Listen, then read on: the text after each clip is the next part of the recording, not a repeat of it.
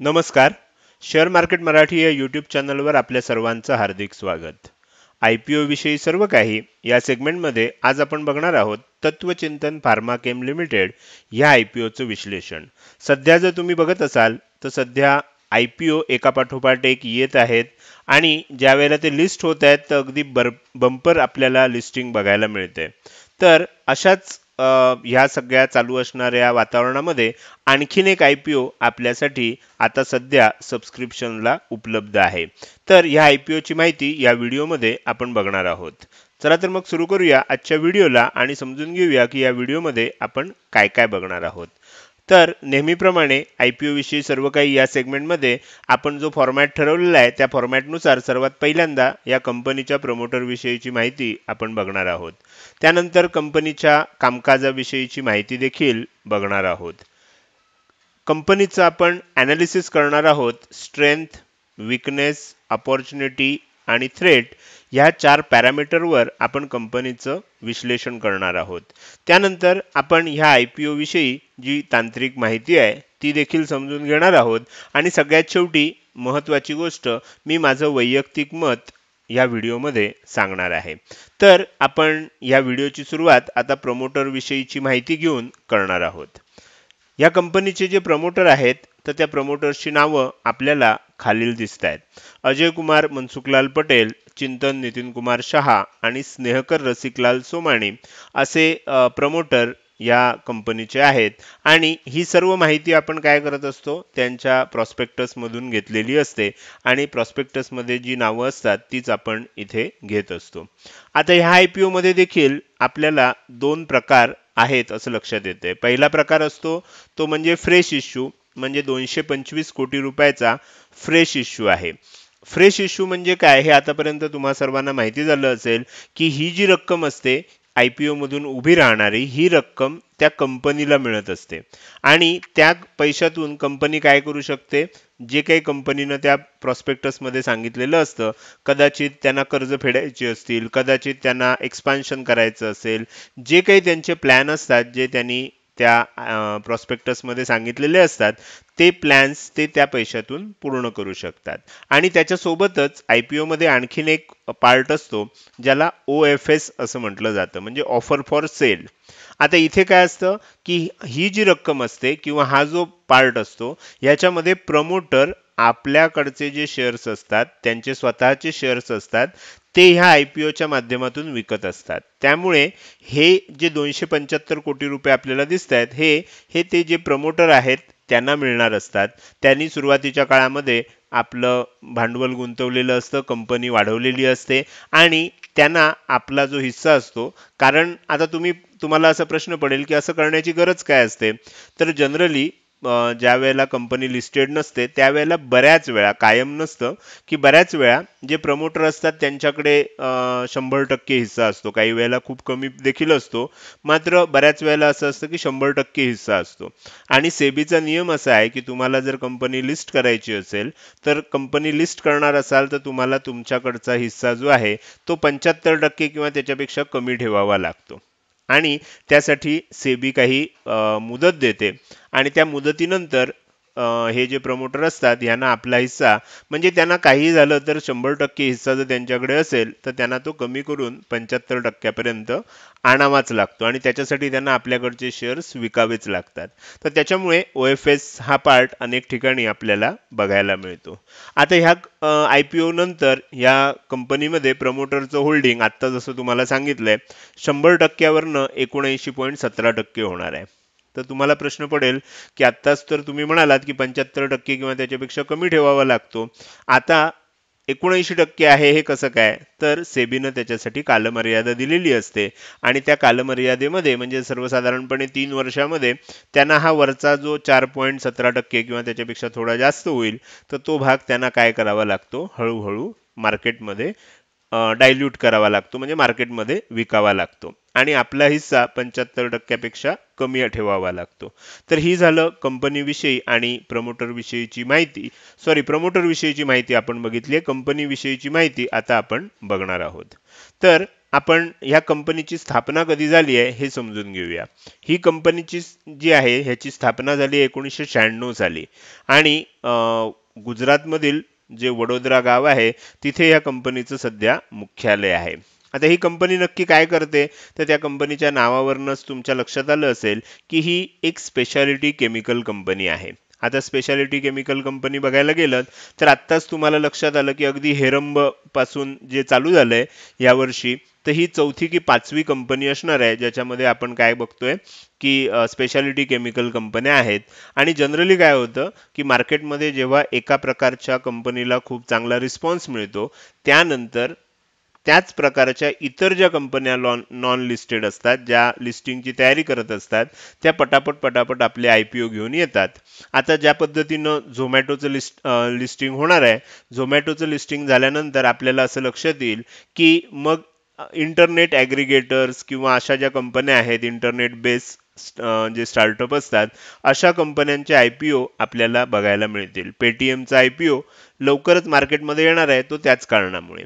तर हे झालं ह्या कंपनीचं सुरुवातीची माहिती, ज्याच्यामध्ये आपण हे लक्षात घेतले की ही कंपनी स्पेशालिटी केमिकलची कंपनी आहे. आता स्पेशालिटी केमिकल म्हणजे काय, तर स्पेशल पर्पज जे केमिकल्स असतात वेगवेगळ्या कंपन्यांना लागणारी, ती केमिकल्स ही कंपनी बनवते. आता ह्याच्यामध्ये ही कंपनी कोणकोणत्या प्रकारच्या कंपन्यांना आपलं जो उत्पादन आहे ती विकते, तर ही कंपनी जर बघायला गेलं तर वेगवेगळ्या क्षेत्रातल्या कंपन्यांना आपली उत्पादनं विकते, ज्याच्यामध्ये ऑटोमोटिव्ह आहे, म्हणजे आपल्याला माहिती आहे की जे व्हेकल सेगमेंट आहे, त्यानंतर पेट्रोलियम सेगमेंट आहे, ॲग्रो केमिकल म्हणजे शेतीमध्ये जी वेगवेगळ्या प्रकारची केमिकल्स लागतात खतांमध्ये, कीटकनाशकांमध्ये, तर ॲग्रो केमिकल्स आहे, डाईज अँड पिगमेंट सेगमेंट आहे, पेंट्स अँड कोटिंग आहे. Dies and pigment, paints and coating याला सर्वसाधारणपणे हे जे 4 सेगमेंट मी सांगितले, याला सर्वसाधारणपणे आपण कलर इंडस्ट्री असं म्हणतो.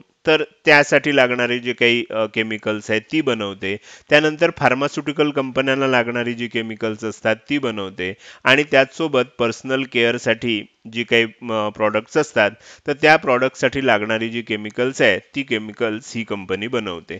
म्हणजे तुमच्या एक लक्षात आलं असेल की कंपनीची जी प्रॉडक्ट्स आहेत त्याच्यामध्ये खूप मोठं डायव्हर्सिफिकेशन आहे.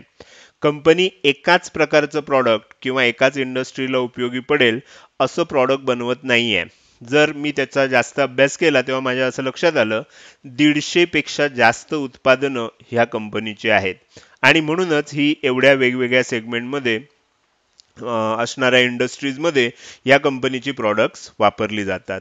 तर ही एक माहिती आपल्या दृष्टीनं अतिशय चांगली आहे. त्यानंतर जर आपण बघायला गेलं की ही कंपनी नक्की कुठे कुठे आपला बिझनेस करते, तर भारतामध्ये या कंपनीचा बिझनेस आहेच, त्याबरोबर जगभरातल्या 25 पेक्षा जास्त देशांमध्ये ही कंपनी आपली उत्पादनं निर्यात करते. आता ही अतिशय मोठी आणि महत्त्वाची बातमी आहे आपल्यासाठी की भारताबरोबरच जगभरातल्या 25 पेक्षा जास्त देशांमध्ये ही कंपनी निर्यात करते. आणि दुसरी महत्त्वाची गोष्ट अशी आहे की कंपनीचा जो टोटल रेव्हेन्यू आहे त्यापैकी जवळपास 76% आसपासचा रेव्हेन्यू हा कंपनीला निर्यातीतून मिळतोय. म्हणजे कंपनी जो माल एक्सपोर्ट करते तर त्यातून मिळणारं जे उत्पादन आहे किंवा त्यातनं मिळणारं जे उत्पन्न आहे, तर त्याचा वाटा या कंपनीमध्ये जवळजवळ 76%चा आहे. म्हणजे कंपनी भारतासाठी परकीय चलन देखील मिळवते असं आपल्याला याच्यातून दिसतंय. इथे आणखीन एक गोष्ट काय लक्षात येते की कंपनीचं काही ठराविक देशांमध्येच काम नाही आहे, तर 25 पेक्षा जास्त देशांमध्ये काम करते. याचा अर्थ कंपनीनं इथे सुद्धा चांगल्या पद्धतीनं डायव्हर्सिफिकेशन ठेवलेलं आहे. आपल्याला महत्त्वाची गोष्ट काय असते, जर एखाद्या कंपनीचं ठराविकच प्रॉडक्ट असेल आणि ते ठराविक कंपनीलाच ते विकत असेल, तर आपल्या दृष्टीनं ते थोडीशी रिस्की काम असतं. कारण त्याच्यामध्ये काय होऊ शकतं की समजा ज्या कंपनीला विकते त्या कंपनीला काही प्रॉब्लेम आला, असं काही झालं तर आपल्याला काय होऊ शकतं, त्याच्यामध्ये अडचणी येऊ शकतात. मात्र ह्या कंपनीचं तसं नाही आहे, तर ती वेगवेगळ्या जगातल्या देशांमध्ये आपली प्रॉडक्ट्स विकत असल्यामुळे तर डायव्हर्सिफिकेशन हे आपल्याला इथे देखील बघायला मिळते. त्यानंतर कंपनीचे जे ज्याला आपण प्लांट्स म्हणतो, प्रोडक्शन प्लांट्स, तर ते अंकलेश्वर आणि दहेज हे गुजरातमधली ठिकाणं आहेत ज्याच्यामध्ये आपल्याला कंपनीचे हे प्रोडक्शन प्लांट्स बघायला मिळतात. हे प्लांट्सवर त्यांनी अशा ठिकाणी उभारलेले आहेत की जिथनं त्यांना एक्सपोर्ट करण्यासाठी जे आपल्याला सागरी हे लागतं, पोर्ट्स लागतात, तर त्या एका पोर्टच्या जवळ त्यांचे हे प्लांट्स आहेत, जेणेकरून त्यांचा जो ट्रान्सपोर्टेशनचा खर्च आहे तो खूप त्याच्यामध्ये वाचू शकतो. तर अशा पद्धतीनं स्ट्रॅटेजिकली लोकेटेड त्यांचे प्रोडक्शन प्लांट्स आहेत. 2 ठिकाणी आहेत. आपण आता पुढे जातोय आणि आता कंपनीचं ॲनालिसिस करणार आहे 4 महत्त्वाच्या मुद्द्यांवर. तर पहिला मुद्दा जो आहे ती कंपनीची बलस्थानं काय आहेत, स्ट्रेंथ काय आहे ते आपण समजून घेऊया. तर आत्ताच लक्षात आलंय की आपल्याला कंपनी ही स्पेशालिटी केमिकल मधली आहे. आता स्पेशालिटी केमिकलमध्ये SDA आणि PTA असे 2 प्रकारची उत्पादनं असतात. या 2 उत्पादनामध्ये ही भारतातली सगळ्यात मोठ्या कंपन्यांपैकी एक कंपनी आहे. तर त्याच्यामुळे ही अग्रगण्य कंपनी आहे. ही या कंपनीची एक स्ट्रेंथ आहे. दुसरी स्ट्रेंथ आपण आत्ताच बघितली की जवळजवळ 150 पेक्षा जास्त त्यांची प्रॉडक्ट्स आहेत. तर त्याच्यामुळे आपल्याला डायव्हर्सिफिकेशन म्हणजे डायव्हर्सिफिकेशन इन प्रॉडक्ट्स तर हे आपल्याला बघायला मिळते. त्यानंतर आपण आणखीन एक महत्त्वाची गोष्ट असे बघितली आहे की जागतिक पातळीवर सुद्धा त्यांचे वेगवेगळे मोठे मोठे कस्टमर्स आहेत आणि खूप विविध प्रकारच्या जे कस्टमर्स आहेत ते ह्या कंपनीसोबत जोडले गेलेले आहेत. म्हणजे आपण असं बघू शकतो की जिओग्राफिकली सुद्धा यांच्याकडे डायव्हर्सिफिकेशन आहे आणि कस्टमर बेसिसवर सुद्धा यांच्याकडे डायव्हर्सिफिकेशन आहे. म्हणजे आपण जर बघितलं तर प्रॉडक्ट वाईज डायव्हर्सिफिकेशन आहे, जिओग्राफिकल डायव्हर्सिफिकेशन आहे, कस्टमर डायव्हर्सिफिकेशन आहे. म्हणजे कंपनी कुठल्याही एका गोष्टीवर फार का त्याच्यावर अवलंबून नाहीये. हे आपल्याला त्याच्यामध्ये सांगायचं आहे आणि ही या बिझनेसच्या जगामध्ये फार महत्त्वाची गोष्ट असते. त्यानंतर आत्ताच जसं सांगितलं होतं कंपनीचे जे प्रोडक्शन प्लांट्स आहेत ते गुजरातमधील हाजिरा बंदराजवळ आहेत आणि त्याच्यामुळे काय होतं की त्यांचं जे ट्रान्सपोर्टेशन कॉस्ट आहे तिथूनच सगळा माल एक्सपोर्ट केला जात असल्यामुळे तर आपल्याला असं लक्षात येईल की त्यांना ट्रान्सपोर्टेशन कॉस्टच्या दृष्टीनं ते अतिशय चांगलं पडतं. त्यानंतर कंपनीची जी आर्थिक स्थिती आहे ही अतिशय चांगली आहे. आता ह्याच्यामध्ये आपण आर्थिक स्थिती बघत असताना टॉप लाईन आणि बॉटम लाईन अशा 2 गोष्टी बघत असतो. हे टॉप लाईन म्हणजे काय आणि बॉटम लाईन म्हणजे काय हे आपण एका स्वतंत्र व्हिडिओमध्ये सांगू. तर कंपनीची टॉप लाईन आणि बॉटम लाईन ग्रोथ जी आहे ही अतिशय चांगली आहे. कंपनीची आर्थिक स्थिती उत्तम आहे आणि कंपनी वर्षानुवर्ष खूप चांगल्या पद्धतीनं बिझनेस करते. आणि ह्याचं कारण काय तर कंपनीकडे अतिशय चांगली प्रमोटरची आणि मॅनेजरची टीम आहे. या टीमला खूप मोठा अनुभव आहे. तुम्ही विचार करू शकता 1996 सालापासून ही कंपनी काम करते. म्हणजे कंपनीला किती मोठा कंपनीमध्ये काम करणारे जे टॉप लेवलचे मॅनेजमेंट आहे त्याच्यामध्ये किती मोठा एक्सपिरियन्स असेल. तर हे झाले स्ट्रेंथ्स जे ह्या कंपनीचे आहेत. आता ह्याच्यामध्ये विकनेस काय आहे, या कंपनीचं विकनेस काय आहे, तर आपण जर बघायला गेलो तर कंपनी केमिकल रिलेटेड कंपनी आहे. मी पूर्ण त्या कंपनीचा अभ्यास वेगवेगळ्या ठिकाणून केला त्यावेळेला मला असं लक्षात आलं की कंपनीमध्ये तसा काहीच विकनेस दिसत नाहीये. म्हणजे कधी कधी काय असतं कंपनी सगळी चांगली असते पण त्यांच्याकडे काहीतरी कुठेतरी डिपेंडन्सी असते किंवा त्यांच्याकडे डायव्हर्सिफिकेशन नसतं किंवा त्यांची आर्थिक परिस्थितीला काहीतरी प्रॉब्लेम असतो किंवा सगळं व्यवस्थित चाललेलं असतं तर कर्ज खूप जास्त असतं किंवा सगळ्या गोष्टी असतात पण त्या कंपनीला कुठे ना कुठेतरी दुसरीकडे अडचण असते, कॉम्पिटिशन खूप जास्त असते. तर आपल्याला असं लक्षात येईल की ह्या कंपनीच्या बाबतीमध्ये असा सांगण्यासारखा कोणताही विकनेस मला याच्यामध्ये आढळलेला नाही. ही आणि अतिशय चांगली गोष्ट आहे. तर ही केमिकल कंपनी आता केमिकल कंपनी आहे मग हा विकनेस कसा काय तर जनरली काय होतं की आपले जे पर्यावरण विषयक नियम असतात ते बऱ्याच वेळेला कडक होतात आणि अशा वेळेला काय होऊ शकतं अशा केमिकल कंपन्या असतात त्यांना त्याची झळ बसू शकते. पण आपण जसं मागच्या वेळेला जे क्लीन सायन्सचा IPO बघितला होता तर त्यांनी नावामध्येच क्लीन सायन्स ठेवलेलं आहे. तसं ही कंपनी सुद्धा ग्रीन सायन्स म्हणजे ते काय करतात की कुठलंही जे त्यांच्याकडनं बाहेर पडणारं जो टाकाऊ माल असेल तर त्याच्यावर पूर्ण प्रक्रिया करून आणि त्याचा कुठलाही परिणाम जास्त पर्यावरणावर होणार नाही ह्याचा विचार करूनच ते आपलं सर्व कामकाज करत असतात. पण केमिकल कंपनी आहे, सांगायला काहीतरी आपल्याकडे पाहिजे म्हणून विकनेसमध्ये आपण हा एकच पॉइंट घेतलेला आहे. त्यानंतर या कंपनीला ऑपॉर्च्युनिटीज काय काय आहेत तर कंपनीचा ऑलरेडी जगभरामध्ये खूप मोठा बिझनेस आहेच आणि तो वाढवण्याची जेव्हा आता ही कंपनी आपल्याला माहिती आहे लिस्टेड कंपनी म्हणून कामकाज करायला लागेल तर या कंपनीला जगभरामध्ये आपल्या बिझनेस वाढवण्यासाठी या क्षेत्रामध्ये, कारण स्पेशालिटी केमिकल हे इथून पुढे खूप मोठं आणि वाढत जाणारं क्षेत्र आहे, तर ह्या क्षेत्रामध्ये अगणित संधी या कंपनीसाठी असणार आहेत. त्यानंतर आपण या कंपनीला थ्रेट्स काय काय आहेत तर ते आपण बघूया. भीती कशा कशाची आहे, तर ह्या कंपनीसाठी जसं एखादं क्षेत्र खूप मोठं असतं तर त्याच्यामध्ये काम करणारी लोकही तितकीच जास्त असतात, तर त्याच्यामुळे कॉम्पिटिशन सुद्धा खूप मोठी असते. आता ह्याच्यामध्ये कोणकोणत्या कंपन्या आहेत स्पेशालिटी केमिकल्समध्ये, तर आपण अगदी जरी असं म्हणता येईल की ॲपल टू ॲपल काही आपल्याला कंपॅरिझन करता येत नाही, असं म्हणण्याची पद्धत असते की कोण कोण लिस्टेड पेअर्स आहेत, म्हणजे अशाच प्रकारच्या कोणत्या कंपन्या लिस्टेड आहेत आणि जुन्या आहेत, तर त्याच्यामध्ये नवीन फ्लोराईन कंपनी आहे, अल्किलामाइन कंपनी आहे, विनती ऑर्गॅनिक्स कंपनी आहे, फाईन ऑर्गॅनिक्स ही कंपनी आहे. अशा कंपन्या लिस्टेड आहेत आणि त्या कंपन्या जवळपास ह्याच क्षेत्रामध्ये काम करतात. अर्थात त्यांचे प्रॉडक्ट्समध्ये काही ना काही थोडाफार फरक असतो आणि त्या जुन्या लिस्टेड कंपन्या आहेत, ही कंपनी आता लिस्ट होऊ पाहत आहे.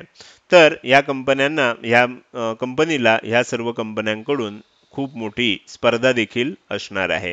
तर हे झालं आपण स्वॉट ॲनालिसिस जे ह्या कंपनीचं केलं.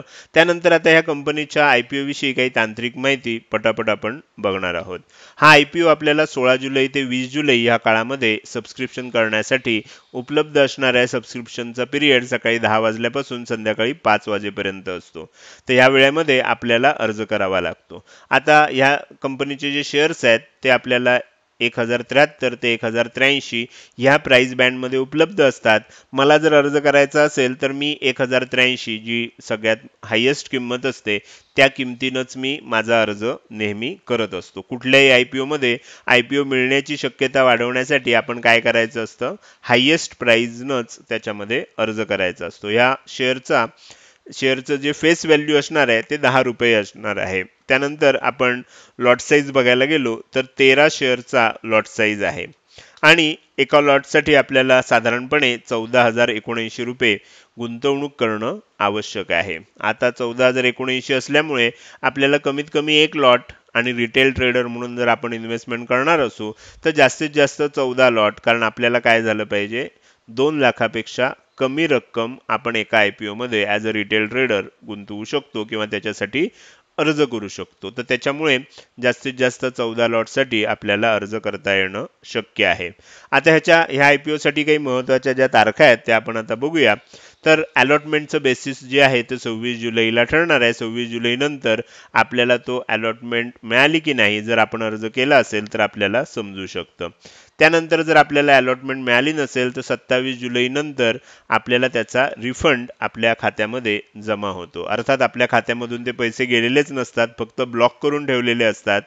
जर आपल्याला अलॉटमेंट नाहीच झाली तर ते पैसे रिलीज केले जातात, म्हणजे पुन्हा आपल्याला वापरायला उपलब्ध होतात. त्यानंतर आपल्याला अलॉटमेंट झाली असेल तर 28 जुलैला आपल्या डीमॅट अकाउंटमध्ये ते शेअर्स जमा होणार आहेत आणि 29 तारीखला सकाळी 10 वाजता आपल्याला त्याचं लिस्टिंग होणार आहे. तर ही झाली आयपीओ विषयीची तांत्रिक माहिती. आता आपण येऊया ह्या आयपीओ विषयी माझं वैयक्तिक मत काय आहे हे समजून घेण्याकडे. तर मला हा आयपीओ गुंतवणुकीसाठी योग्य, नुसताच योग्य नाही तर अतिशय योग्य वाटत आहे. लिहिताना मी योग्य लिहिलंय, पण मी सांगताना तुम्हाला हे नक्की सांगेन की मला अतिशय योग्य वाटतोय. मी या आयपीओ साठी अर्ज करू शकतो आणि ह्याच्यामध्ये माझं असं मत आहे की चांगली लिस्टिंग गेन मिळण्याची शक्यता आहे. कारण स्पेशालिटी केमिकलमध्ये 1-2 आयपीओ सोडले, हेरंबला तेवढं चांगलं मिळालं नव्हतं, पण जर आपण बघितलं तर अतिशय चांगली लिस्टिंग गेन आपल्याला बघायला मिळते. आणि ह्या कंपनीच्या बाबतीमध्ये जर मी त्यांचं सर्व गोष्टी बघितल्या, डायव्हर्सिफिकेशन पॉईंट ऑफ व्ह्यूनं बघितलं, फायनान्शियल पॉईंट ऑफ व्ह्यूनं बघितलं, त्यानंतर वेगवेगळ्या त्यांचा एक्सपिरियन्सेस पॉईंट ऑफ व्ह्यूनं बघितलं, तर मला ही कंपनी अतिशय चांगली वाटते. त्यामुळे माझं मत असं आहे की या कंपनीच्या आयपीओच्या लिस्टिंगमध्ये आपल्याला चांगला लिस्टिंग गेन मिळू शकतो. लॉंग टर्म साठी देखील मला हा आयपीओ चांगला वाटतोय. अर्थात लॉंग टर्मचा विचार करत असताना आपल्याला माहिती आहे की आयपीओ लिस्ट झाल्यानंतर आपल्याला काही दिवस त्याच्यामध्ये लिस्टिंग नंतर लिस्टिंग गेन चांगला मिळाला तरी थोडंफार त्याच्यामध्ये किंमत खाली येऊ शकते आणि आपण जसं आपल्या लाईव्ह सेशनमध्ये बघितलं होतं त्या पद्धतीनं आपल्याला नंतर देखील त्याच्यामध्ये गुंतवणुकीची संधी राहू शकते. तर लॉंग टर्मसाठी देखील मला हा IPO अतिशय चांगला वाटतोय. अर्थात हे सर्व सांगत असताना एक स्टँडर्ड डिस्क्लेमर सांगणं आवश्यक आहे, की हे जे काही मी माझं मत सांगतोय, हे मी केवळ शैक्षणिक पर्पजनं सांगतोय. ह्याच्यामध्ये मी तुम्हाला आधीच डिक्लेअर करतोय, की माझं मत हे मी केलेल्या अभ्यासावर अवलंबून असल्यामुळे जर माझा अभ्यासच चुकीचा झाला असेल, तर ते 100% चुकीचं देखील ठरू शकतं.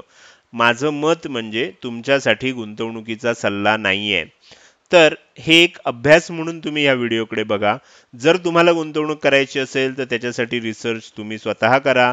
तुमच्या आर्थिक सल्लागाराची त्यासाठी मदत घ्या आणि त्यातून तुम्ही तुमचा अंतिम निर्णयापर्यंत पोहोचा. हा स्टँडर्ड डिस्क्लेमर इथे मला देणं अतिशय आवश्यक वाटतंय. तर मी ह्या IPO साठी नक्कीच अर्ज करणार आहे. तुम्हाला जर करायचं असेल तर ज्या पद्धतीनं सांगितलं त्या पद्धतीनं स्टडी करून तुम्ही देखील त्याचा निर्णय घेऊ शकता. माझ्या मते ह्या IPOची सांगितलेली माहिती तुम्हाला आवडली असेल. जर आवडली असेल तर या व्हिडिओला नक्की लाईक करा. कसा वाटला ते कमेंट सेक्शनमध्ये टाईप करून सांगायला विसरू नका, कारण तुमची एक लाईक आणि एक कमेंट हीच माझ्यासाठी प्रेरणा असते. जर हा व्हिडिओ आवडला असेल तर नक्की शेअर करा आणि तुम्ही अजूनपर्यंत शेअर मार्केट मराठी या यूट्यूब चॅनलला सबस्क्राईब केलं नसेल तर आत्ता ताबडतोब आपल्या चॅनलला सबस्क्राईब करा आणि शेजारी असणाऱ्या बेल आयकनला क्लिक करा. म्हणजे इथून पुढे असेच ज्ञानवर्धक येणारे व्हिडिओ तुम्ही विनाविलंब बघू शकता. आता मी तुमची रजा घेतोय. पुन्हा भेटूया पुढील व्हिडिओच्या निमित्तानं. तोपर्यंत धन्यवाद.